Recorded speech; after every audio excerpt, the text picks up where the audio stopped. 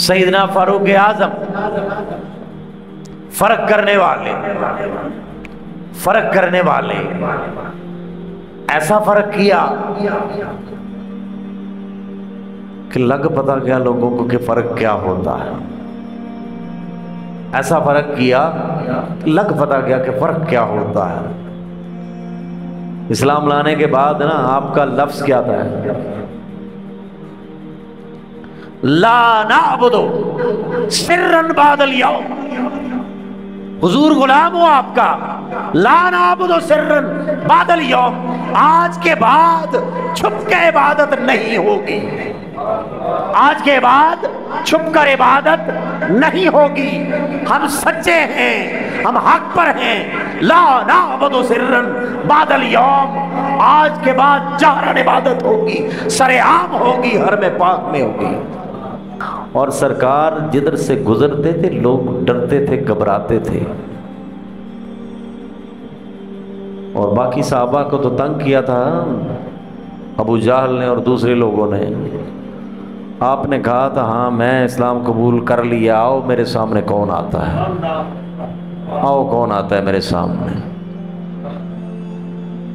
और एक रिवायत में है कि उन्होंने कहा था कि हमारी तादाद अभी थोड़ी है, 300 हो लेने दो, फिर या तुम रहोगे या हम रहेंगे, या तुम रहोगे या हम रहेंगे। अंदाज बड़ा प्यारा। अभी खिलाफत संभाले हुए दूसरा दिन नहीं गुजरा था, आपने कहा लश्कर कशी का इरादा कर लो, इराक पर हमला करना है। दूसरा दिन है, अभी इराक पर हमला करना है। हजरत खालिद बिन वलीद रजी अल्लाह ताला अन्हु आपको मजूल किया गया था, क्योंकि ये उनकी नज़र देख रही कि उसमें क्या है।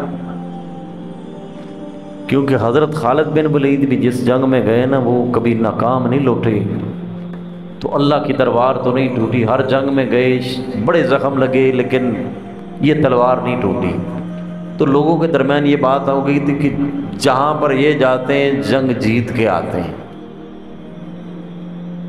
तो उन्होंने कहा कि इन्हें हटा के भी तुम्हें बताते हैं हम जंग जीतते हैं, हम जंग जीतते हैं, गुलामी ये मुस्तफ़ा में है।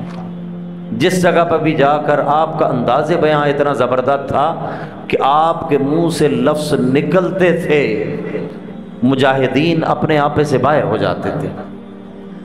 तो अब हुज़ूर सैयदना फ़ारूक आज़म रज़ी अल्लाह ताला अन्हु इस किस्म के शौक़ थे सरकार को।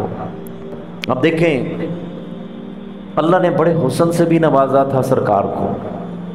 कद मुबारक भी माशाअल्लाह लंबा था, रंगत गोरी थी, दाढ़ी घनी थी।